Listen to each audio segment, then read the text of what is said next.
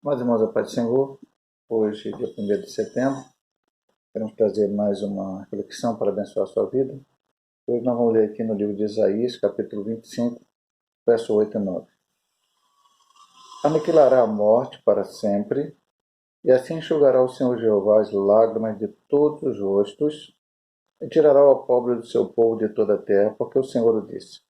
Naquele dia se dirá, eis que este é o nosso Deus, a quem aguardávamos, ele nos salvará.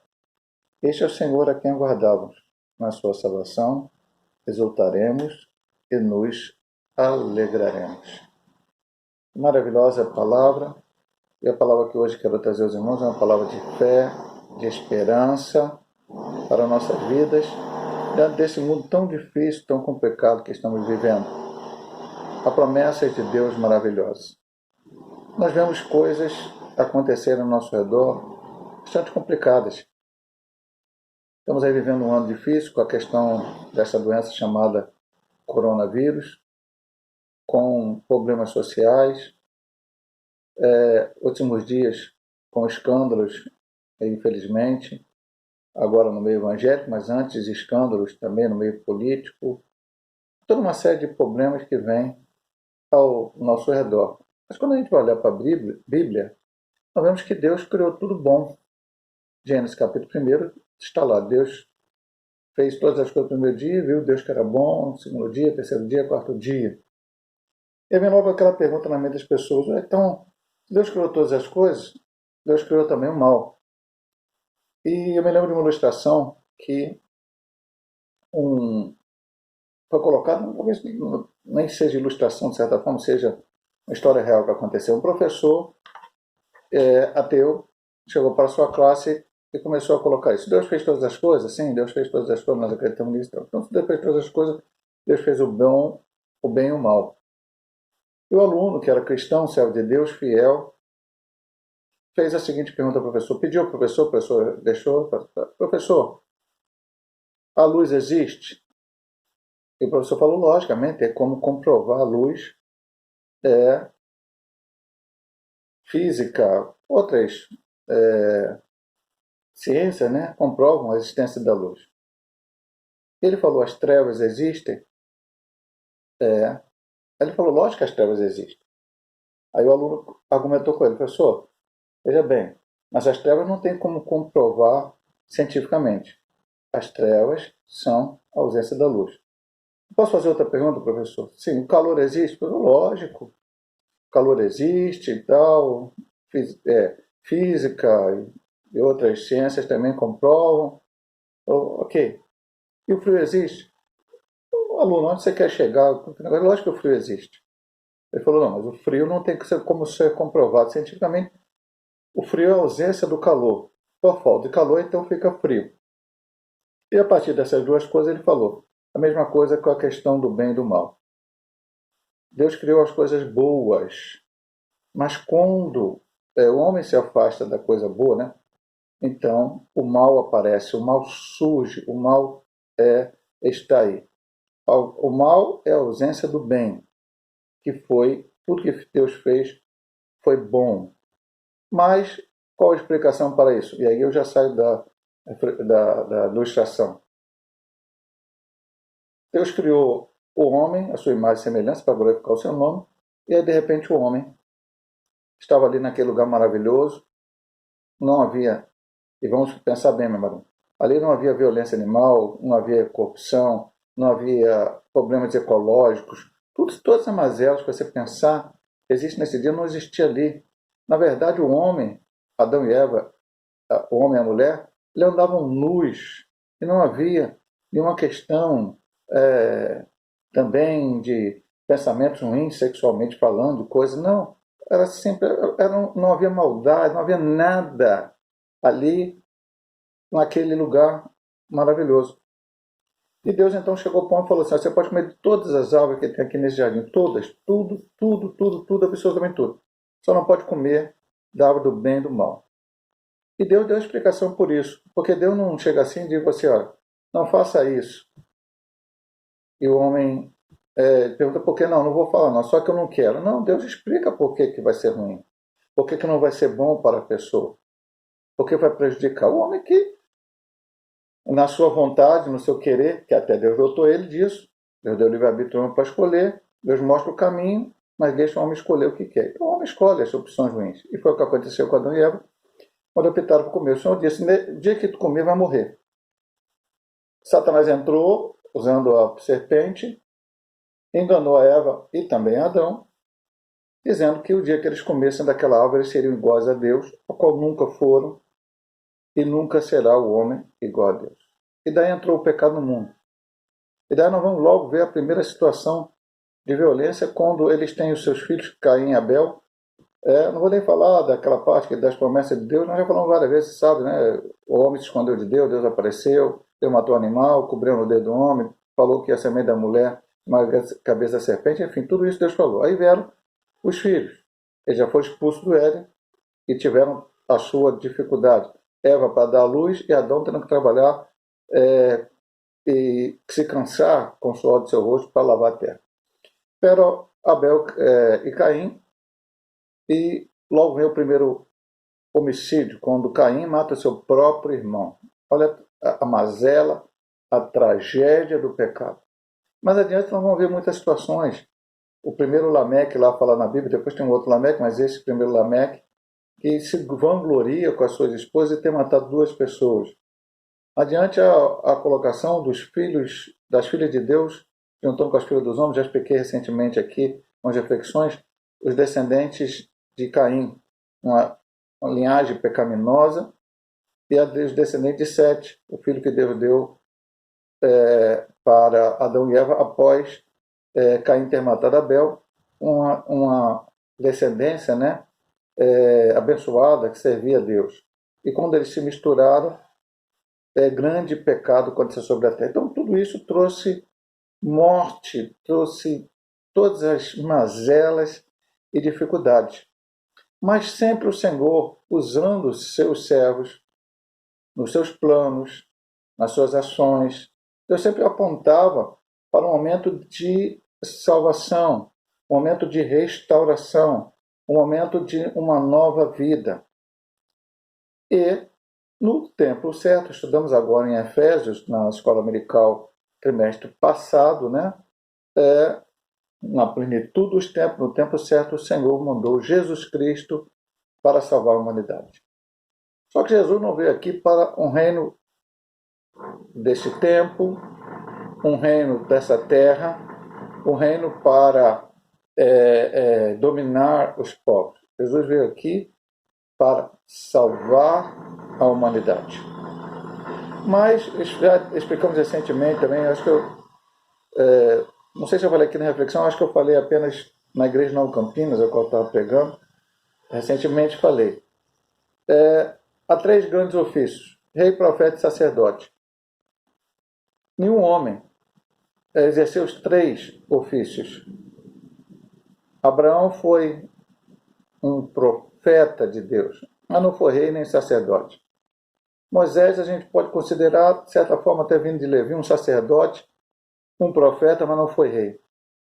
Davi foi rei e foi um profeta, mas não foi sacerdote. E assim vai por diante, todos. Mas Jesus não, rei, profeta e sacerdote. Como, pastor? Aqui na terra, quando ele esteve aqui, quando ele pregou a palavra, até morrer na cruz do Calvário, a sua função principal era de profeta. Ele estava aqui anunciando a palavra de Deus para toda a humanidade. E aí ficou com sua história contada nos evangelhos e também a sua doutrina secada pelos apóstolos, pelos homens de Deus, nas cartas que temos hoje aqui para as igrejas, enfim, as cartas todas elas, o Apocalipse, falando da volta de Jesus. Bom, ele subiu ao céu, e a Bíblia diz que hoje ele está lá à direita de Deus Todo-Poderoso, intercedendo por nós como sacerdote. Mas brevemente ele vai voltar e vai reinar, que é o assunto aqui de Isaías, que é o assunto que queremos trazer aos irmãos. O versículo de número 8 diz: aniquilará a morte para sempre. Eu vou ler para você aqui uma promessa do Novo Testamento.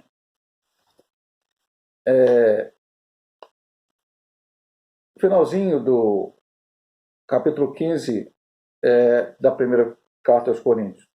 Quando isso que é corruptível se revestir da incorruptibilidade, isso que é mortal se revestir da imortalidade, então cumprir-se-á a palavra que está escrita: tragada foi a morte na vitória.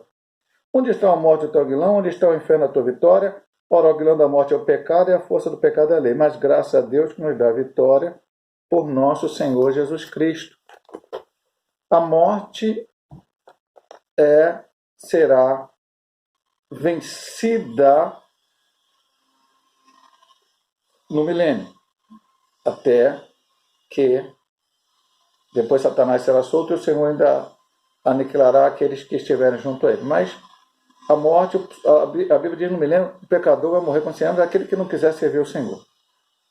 Mas quando isso começou, pastor? Quando Jesus venceu a morte e nos garantiu que vencêssemos a morte também. Mas eu vou vencer a morte? Sim, meu amado irmão. Jesus venceu a morte como? Ele morreu. Ele morreu. Morreu literalmente. Morreu na cruz. Mas ao terceiro dia ele ressuscitou. E eu, pastor? Eu morro para o pecado. Eu morro para o meu eu. Eu morro para este mundo. Eu morro para as coisas que não glorificam o nome do Senhor. E passo a viver para Deus. Já ressuscito no batismo, quando eu sou batizado e desço as águas e emerjo e depois volto como símbolo da minha restauração espiritual, mas dia a dia, através da palavra, da oração, do jejum, da busca do Senhor, eu me torno uma nova criatura. Voltamos a repetir. 2 Coríntios capítulo 5, versículo 17. Aquele que está em Cristo, nova criatura é, as coisas velhas passadas, que tudo se fez novo. Então, já aí começamos a vencer a morte. Mas ela será vencida verdadeiramente o dia que Cristo voltar para arrebatar a sua igreja. Aqueles que morreram em Cristo, já morreram no Senhor. Os que estiverem vivos, pastor, terão seu corpo transformado, subiremos e estaremos para sempre com o Senhor e depois reinaremos com ele no milênio. E aí, meu amado irmão, ele diz mais aqui, linkado à questão da morte. Aniquilará a morte para sempre e assim enxugará o Senhor Jeová as lágrimas de todos os rostos. É lógico que você não chora só por causa da morte. Mas por que nós temos a tristeza? Porque nessa terra a gente passa por angústia, tristeza, depressão, uma série de coisas aí que as pessoas passam estão associadas ao quê? Ao pecado original de Adão e Eva que passou para todos nós. Quando o Senhor aniquilar isto, vencer isso, quando o Senhor verdadeiramente estiver no seu reino milenial e nós estivermos reinando com Cristo, tudo isso acabará. E, inclusive, a morte, naquele momento, para nós que já estivemos com Cristo, será vencida. Por que chorar? Não hora vai motivo para choro. Pastor, vamos lá, meu amado irmão. Uma promessa maravilhosa para nós, que está aqui, Apocalipse 21, 4. E Deus limpará dos seus olhos toda lágrima, e não haverá mais morte, nem pranto, nem clamor, nem dor, porque já as primeiras coisas já passaram. Veja bem, não haverá morte, pranto, clamor, nem dor, porque nós vamos estar para sempre com o Senhor. Aí eu volto a pensar aqui com você. É interessante. Adão e Eva, antes do pecado, choravam? Eu creio que não. Não havia motivo para chorar. Não havia motivo para tristeza. Não havia motivo para nada de ruim, porque eles não somente estavam num lugar maravilhoso, mas a Bíblia diz que o Senhor ia encontrar com eles em cada virada do dia, estava com eles, conversava com eles. E quando a igreja foi arrebatada, nós vamos para a presença do Senhor. É a promessa, lembra lá em 1 Coríntios, capítulo 15. Então, o Senhor está aqui prometendo em Isaías que a morte será aniquilada e que o choro passará, a tristeza passará. Mas, pastor, como é que eu alcanço isso? Nós já falamos aqui várias vezes, meu amado irmão. E meu amado amigo, que por acaso venha ouvir este vídeo, seja através do YouTube, seja através do Facebook, preste bem atenção. para você passar por tudo isso, né, ou seja, alcançar tudo isso aqui maravilhoso que Deus prometeu para aqueles que creem nele, a primeira coisa é o homem precisa reconhecer que ele é pecador, que ele é falho, e que ele, sem Deus, ele está condenado à perdição eterna. Então ele tem que reconhecer que Deus fez um plano. E que plano é esse? Jesus Cristo veio a este mundo, nasceu, viveu, pregou, morreu por nossos pecados. Ressuscitou ao terceiro dia, subiu ao céu, está intercedendo por nós e brevemente voltará para levar a sua igreja para estar com ele. E aí, aceitando que Jesus, naquela cruz, morreu pelos pecados de toda a humanidade, pedir perdão a Deus, aceitar a Cristo como Salvador. E aí você vai ser, logicamente, aí eu vou falar uma coisa bem importante. Temos várias denominações sérias pregando a palavra de Deus. Então, a pessoa aceita Cristo numa dessas denominações, não importa que seja, metodista, pentecostal, assembleia, batista, presbiteriana, não importa o nome da igreja, aceitou a Cristo, passa pelas águas batismais, se torna um membro da igreja e começa a sua caminhada espiritual, vivendo de acordo com a palavra. Pastor, só acredita que salvo uma vez, salvo para sempre? Não, minha amada irmã, a igreja metodista pentecostal não acredita nesta parte que algumas igrejas acreditam. Não, acreditamos em livre-arbítrio. Somos do ramo arminiano. Então, o homem tem livre-arbítrio. Aquele que estiver em pé, olha que não caia. Aquele que perseverar até o fim será salvo. Outros textos da Bíblia, vários deles, que nos mostram isso, e um contexto geral também. O homem, então, pode escolher ficar ou não ficar. Nós somos salvos pelas obras, pastor, porque eu estou fazendo alguma coisa para Deus. Você, não. Você é salvo por Cristo na cruz do Calvário. Agora, você é salvo, foi remido, lavado no sangue do Cordeiro, então você agora tem que fazer a vontade de Deus. Não pode dizer que sou salvo. E o que foi deixado para mim? A Bíblia Sagrada, com todos os exemplos de Cristo. Falei agora recentemente, tanto em Nova Campinas como em Santa Marta, eu falei para os irmãos. Nesta vida aqui, a gente já tem algumas pessoas que a gente olha como referência. Eu falo aqui várias reflexões sobre o falecido presbítero Manuel de Souza, que de algumas partes, algumas coisas que ele fazia, que ele ensinava na igreja, me marcaram muito a sua atitude. Principalmente a oração, eu falo muito sobre isso, e algumas outras coisas. Me impactou, como outras pessoas.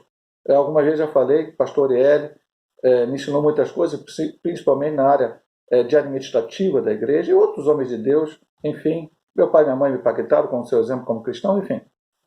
Mas há um exemplo também da Bíblia. Eu tenho que olhar para a vida dos homens de Deus e ver o que eles fizeram de bom. Abraão, Isaac, Jacó, José, Moisés, Josué, Davi, Samuel, Jeremias, Isaías, João, Pedro, Paulo, Tiago. Olha aqui, as mulheres de Deus também, Ana, Ruth, Noemi, vai por aí fora. Muitos exemplos para nós. Pastor, mas essas pessoas fizeram coisas que às vezes agradam a Deus. É verdade, mesmo, como eu e você fazemos. Mas eu vou olhar para o lado positivo que eles fizeram, o resultado final delas, e vou me impactar com elas. Mas, disse para eles, vou dizendo para você aqui hoje na reflexão, o maior exemplo eu segui é o de Cristo, porque ele não pecou. E aí eu olho para Cristo como pela Bíblia Sagrada. Eu, de vez em quando, conto para os irmãos, eu li um livro, já vi 2 filmes baseados neste livro. Esse é o Espaço que Faria Jesus. É uma ficção, não é um livro real. É um romance, foi escrito em 1800 alguma coisa. Eu tenho até na biblioteca da Igreja de Caxias, esse livro tem lá, que eu comprei para a biblioteca de Caxias, para disposição dos irmãos para ler. Um pastor faz um pacto com a igreja, que antes de tomar qualquer decisão, não é com a igreja toda, só alguns irmãos que resolveram entrar naquele pacto, juntamente com o pastor, a partir de um momento, de alguma situação que ele passou. Que todas as atitudes que iriam fazer, eles perguntavam, Jesus faria isso? E se a resposta fosse Jesus faria, fariam. Se fosse Jesus não faria, não fariam. E sempre olhando para a Bíblia. Não é perguntando, não é esperando uma revelação do céu para dizer se é ou não. Não. Eles liam a Bíblia, oravam, buscavam a face do Senhor e Deus respondia. Jesus não faria isso ou Jesus faria. E aí eles tomavam a decisão baseada nisto. E aí aconteceram muitas coisas, é um livro bastante interessante de ler. Eu já vi 2 filmes também, está no YouTube aí, tem para qualquer um ver, é baseado nisso. Bom, Jesus, aí eu volto. Eu aceitei Jesus, estou fazendo o Senhor e as obras. As obras eu vou fazer aquilo que Jesus fez. Eu vou olhar para a Bíblia Sagrada, que Jesus ensinou o que os seus apóstolos, inspirados pelo Espírito Santo, os homens de Deus, Paulo, Pedro, João, Tiago, enfim, escreveram, Judas, escreveram os livros do Novo Testamento, e eu vou praticar aquilo. Porque se a Bíblia fala para não mentir, eu não posso mentir e dizer, não, eu sou servo de Deus, mas minto, mas não. A Bíblia falou para não mentir. A Bíblia falou para não fofocar. A Bíblia falou para não matar. A Bíblia falou para não adulterar. A Bíblia falou de várias coisas para não fazer. Então, se eu sou um cristão, aí eu não vou fazer isso. E a Bíblia falou de dar o dízimo, de ajudar o pobre, enfim, várias coisas para eu fazer, proativas. Eu vou fazer elas. Para ganhar a salvação, pastor? Não, eu já sou salvo porque eu sou salvo por ter aceitado a Cristo. Mas tenho que também, através o mundo está olhando para nós para ver Cristo em nós. Eu prego mais através das minhas atitudes do que da minha palavra, do discurso vazio. É por isso, eu vou fazer um pequeno adendo. Não quero falar sobre essas coisas, meu irmão. Mas você sabe o que está acontecendo. É por isso que vem certos escândalos no Brasil, no meio gospel, evangélico, sei lá o nome que você queira dar. Porque as pessoas estão falando muito e vivendo muito pouco o evangelho. Talvez se perguntar, Jesus faria isso? Não, então não faria, aí não aconteceria isso acontecer. Talvez as pessoas não fossem famosas, não estivessem na televisão todo dia, não estivesse acontecendo várias coisas na vida delas, mas estariam dando um bom exemplo de Cristo. E a gente tem que ter muito cuidado nisso. Mas não vou ficar nessa parte, não quero ficar aqui na palavra. Então, aquele que permanecer até o fim será salvo. Permaneça. Não apenas comece, mas termine. Vá até o final. Fazer a vontade do Senhor. O segundo texto diz, e naquele dia se dirá, eis que este é o nosso Deus a quem aguardamos, ele nos salvará. Este é o Senhor a quem aguardamos, na sua salvação exultaremos na alegria. Que dia é esse? Primeiro, para nós os cristãos, servos de Deus, estamos servindo ao Senhor, é o dia do arrebatamento da igreja. Que dia você aguarda? É este dia. É a tua esperança. É a nossa esperança. Já disse aqui, vou repetir, meu amado irmão. Voltar em 1 Coríntios. Vou até se eu consigo achar o versículo aqui, porque eu fico falando. Mas acabo não lendo o versículo. É que eu talvez não ache de cabeça aqui, mas. Aqui, achei. Vou ler para você. Eu tenho falado desse versículo sempre de cabeça. Mas agora eu vou ler, porque 1 Coríntios 15 está aberto aqui. Olha o que Paulo diz no capítulo da ressurreição. 1 Coríntios 15, 19.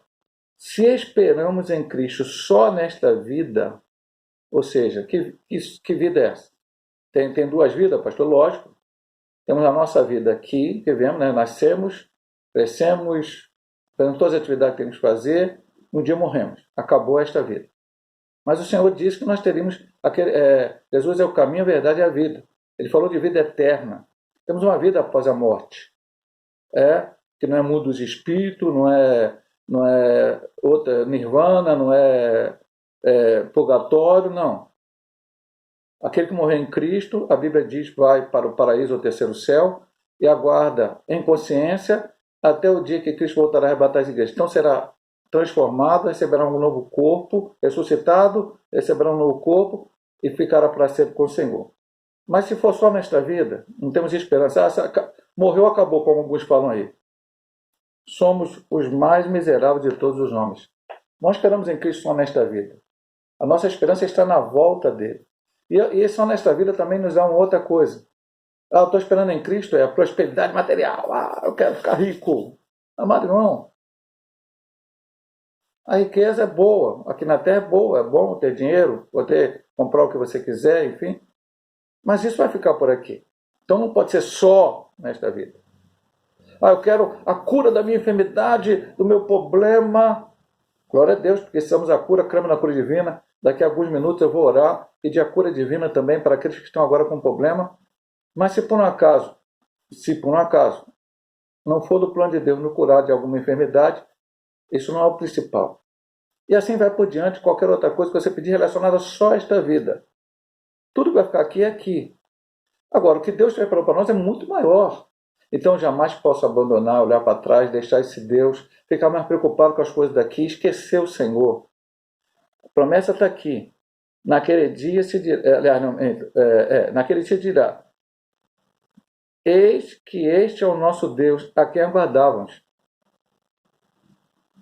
Nós temos que viver como se Cristo fosse voltar amanhã. Nós temos que viver na esperança da volta dele. Por isso eu disse no início desta pregação que é uma palavra de esperança, de fé. Estamos passando um momento difícil nesses dias? Estamos. Tem cheio de problema? Tem. Mas temos uma promessa, temos uma esperança. Jesus vai voltar para arrebatar a sua igreja. E nós vamos ser livres de todas essas situações difíceis que estamos passando. E não vai ser uma coisa paliativa. Não vai ser uma coisa que vai agora melhora e daqui a pouco piora de novo. Não, quando Cristo voltar a arrebatar a sua igreja, é definitivo. Vamos estar com o Senhor para sempre. Para sempre. Toda essa lágrima, esse choro, esse pranto, esse clamor, essa dor acabará, terminará.